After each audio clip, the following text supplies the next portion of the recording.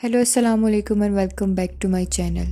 And today is 5th episode of काला जादू और आज की कहानी का नाम है friend which and this is the second episode of the story.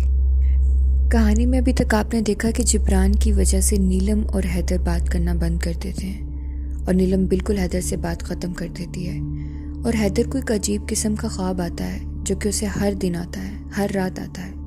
वो ख्वाब क्या है और क्यों आ रहा है उसे, आइए जानने के लिए कहानी का दूसरा पार्ट देखते हैं। दुख मुझे ये नहीं कि जिब्रान ने बात नहीं की, क्योंकि वो तो उस दिन के बाद से मेरा पक्का दुश्मन बन गया था। दुख मुझे नीलम का था, जो मुझे इतना समझाती थी और आज मेरे पास से गुजर गई बिना बात किए। नीलम के चेहरे पर मैंने एक अजीब सा खौफ देखा। उस दिन नीलम ने मुझसे कोई बात नहीं की, ना मैंने उससे बात करने की कोशिश की। खैर, मेरी वजह से वो किसी मुश्किल में पड़े, मैं ये बर्दाश्त नहीं कर सकता था। जब मैं घर आया तो नीलम की कॉल आ गई और वो कॉल पर रो रही थी। मैं बहुत परेशान हो गया। उसने कहा कि मैं तुमसे मिलना चाहती हूँ, तुम्हें कुछ बताना चाहती हूँ। तुमसे मैं यूनिवर्सिटी में कभी बात शायद ना कर पाऊँ, अब बाकी की बातें मैं मिलकर बताऊँगी। तुम मुझे कॉफ़ी शॉप पर मिलो। मैं वहाँ पहुँच गया तो नीलम रो रही थी और कहने लगी कि मैं उस दिन के बाद बहुत मुश्किल में हूँ। मैंने पूछा कि वजह तो बताओ, और तुम एक हफ्ता यूनिवर्सिटी क्यों नहीं आई? तो उसने बताया कि जिब्रान ने घर आकर उल्टे सीधे इल्ज़ाम लगाए मुझ पर, मेरी बहुत इंसल्ट की। तुम तो जानते हो ऐसा कुछ भी नहीं है। मैं अपनी पढ़ाई को लेकर कितना सीरियस हूँ और वो हर वक्त लड़कियों के इर्द गिर्द फिरता रहता है। मुस्तकबिल का उसे कोई ख्याल नहीं। सारे इल्ज़ाम लगाकर मुझ पर पहले हफ्ते यूनिवर्सिटी बंद करवाई और फिर खुद ही इजाज़त दिलवा दी। और मैं क्या करूँ, मुझे कुछ समझ नहीं आ रहा। मुझे एक और बात बतानी थी, वो ये कि तकरीबन एक हफ्ते से मुझे एक ही ख्वाब रोज़ आ रहा है जो मुझे बहुत अजीब सा लगता है, मुझे डराता है। तो मैंने कहा कि क्या ख्वाब आ रहा है? उसने जो बताया मैं हैरान रह गया कि ऐसा कैसे हो सकता है। सेम वही ख्वाब जो मुझे आ रहा था उसको भी आ रहा था। मैंने उसको बताया कि एक हफ्ते से मेरे साथ भी यही मामलात हैं, सब कुछ समझ से बाहर था। उसके बाद नीलम चली गई, वक्त गुजर गया और हमारा फाइनल ईयर स्टार्ट था।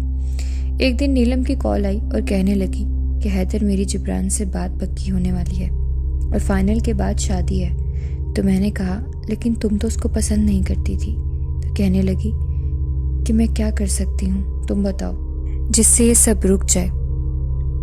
तुम तो जानते हो जिब्रान कैसा इंसान है, मेरा उससे कोई जोड़ नहीं, प्लीज़ कुछ करो। तो मैंने कहा कि नीलम, मैं नहीं चाहता कि तुम किसी और से शादी करो। मैं तुम्हें पसंद करता हूँ, तुम्हारे घर रिश्ता भेजना चाहता हूँ।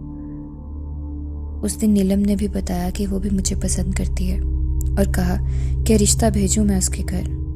मैंने अपने अम्मी अब्बू को बताया। उनका इकलौता बेटा होने की वजह से उन्हें मेरी खुशी अजीज़ थी, तो वो लोग रिश्ता लेकर गए। लेकिन जिब्रान ने बहुत बदतमीज़ी की और नीलम के अम्मी अब्बू ने भी इनकार कर दिया और कहा कि हम नीलम की शादी जिब्रान से ही करेंगे। और उन्होंने ज़बरदस्ती अगले ही दिन नीलम और जिब्रान की बात पक्की कर दी। जब वो अगले दिन यूनिवर्सिटी आई तो मुझे इल्म नहीं था। जिब्रान सबको मिठाई खिला रहा था और मुझे भी खिलाई और कहा कि ले खा और औकात में रहना, नीलम मेरी होने वाली बीवी है और ये जो तू मुंह मीठा कर रहा है ना, ये हमारी बात पक्की की खुशी में है। मंगेतर बन गई है वो मेरी, गलत बंदे से पंगा ले लिया है तूने। ये कहकर वो वहाँ से चला गया। मुझे अपनी आंखों पर यकीन नहीं हो रहा था, क्योंकि नीलम ऐसे कैसे बदल सकती थी। उसने खुद घर कहकर रिश्ता बुलवाया और बेइज्जती करके जिब्रान से मंगनी भी कर ली। करनी ही थी तो झूठ क्यों बोला। नीलम बहुत खुश लग रही थी। वो बहुत हंस के अपनी दोस्तों को बता रही थी अपनी मंगनी का। ये वो नीलम नहीं थी जिसे मैं जानता था। वो तो बहुत अच्छी और संजीदा लड़की थी। मैंने घर जाकर नीलम को फ़ोन किया और कहा कि वो ये सब क्यों कर रही है, किसी दबाव में तो नहीं कर रही, तो मुझे बता दे। वो हंसने लगी और कहने लगी कि मैं जिब्रान को पसंद करती हूँ और अपनी मर्ज़ी से शादी कर रही हूँ। दोबारा फ़ोन मत करना मुझे, ना बात करने की कोशिश करना। ये सुनना था कि मुझे बहुत तकलीफ़ हुई। अब मैं यूनिवर्सिटी भी कम जाता था और ऊपर से वो एक ख्वाब मेरी जान नहीं छोड़ रहा था। मैंने खाना पीना छोड़ दिया और कमज़ोर हो गया। मुझे उस ख्वाब की समझ नहीं आ रही थी। एक दिन मैं सो रहा था कि फिर से वही ख्वाब मुझे आया और डर के मारे एकदम मेरी आंख खुल गई और तब मैंने देखा कि जिब्रान, जो कि कल तक मुझे ख्वाब में डरा रहा था, आज वो उसी हुलिये में हाथ में हथियार पकड़कर मेरे सामने खड़ा था और मुझे मारने के लिए बढ़ रहा था। मैं अपनी बॉडी तक मूव नहीं कर पा रहा था और मुझे लग रहा था जैसे कोई मेरे पाँव पकड़कर खड़ा है और मेरे पाँव पर हाथ लगा रहा है, मगर कोई नहीं था। फिर मेरे पीछे से कोई तेज़ी से भागा। बाकायदा मुझे महसूस हुआ मेरे बाल उड़े। मैं बेड पर लेटा लेटा फ्रीज हो गया था कि अचानक मेरी नज़रों के सामने ही वो गायब हो गया।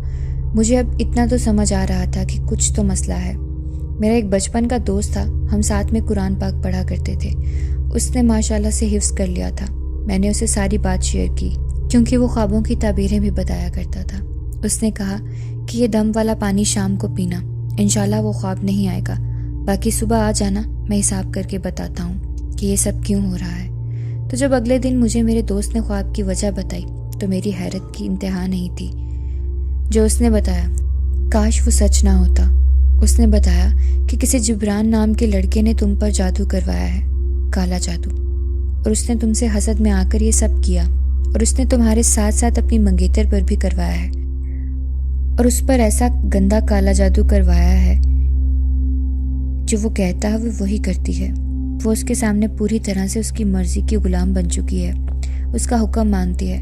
तब मुझे समझ आई कि ये जादू के असरात से ही वो इतनी बदली हुई थी। मुझे दिल से दुख हुआ क्योंकि मैंने जिब्रान के साथ एक वक्त गुजारा था, उसे अपना भाई समझा था। खैर, मैं अगले दिन नीलम के घर गया और उसके घर वालों को सब कुछ बता दिया।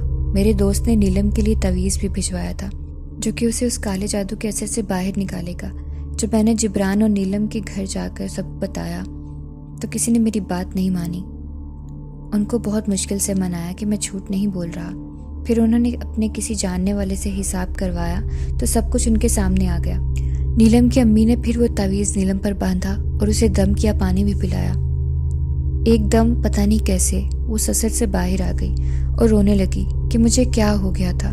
जिब्रान की अम्मी अब्बू को बहुत दुख हुआ ये जानकर कि उनका बेटा ऐसी हरकत भी कर सकता है। उन्होंने उसे घर से निकाल दिया। दुख इस बात का है कि उसके चेहरे पर कोई नदामत नहीं थी, बल्कि वो मुझे घूर कर देख रहा था। मैंने उससे कहा कि तुमने ये क्यों किया? मैंने तो तुम्हें अपना भाई माना था। तुम मुझे एक बार कहते मैं खामोशी से साइड पर हो जाता। नीलम और तुम्हारे रास्ते में कभी नहीं आता।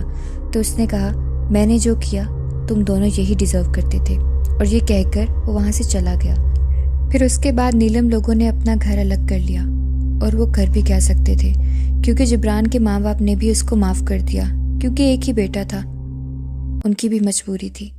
और नीलम के घर वाले इस बार मेरे घर रिश्ता लेकर आए और आज नीलम मेरी बीवी है। अल्लाह का शुक्र है 5 साल हो गए हैं हमारी शादी को।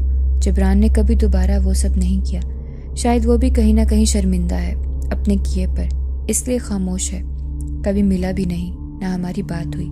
मुझे नीलम से शादी की तो खुशी है, लेकिन अपने भाई जैसे दोस्त को खोने का गम भी है कि हसद और नफ़रत कैसे इंसान को उन बुराई के रास्तों पर लगा देती है। मैंने जिब्रान को माफ़ कर दिया है, लेकिन उसको दूसरा मौका कभी नहीं दे सकता। So that's it for today's video. I hope आपको आज की कहानी भी पसंद आई होगी, और अगर पसंद आई है तो अपनी राय का इजहार ज़रूर कीजिएगा। Go and subscribe my channel for more such videos and hit the bell icon ताकि आपको वीडियो के नोटिफिकेशंस टाइम पर मिलते रहें। मिलते हैं नई कहानी के साथ अगली एपिसोड में। तब तक अपना ख्याल रखें। अल्लाह हाफिज़।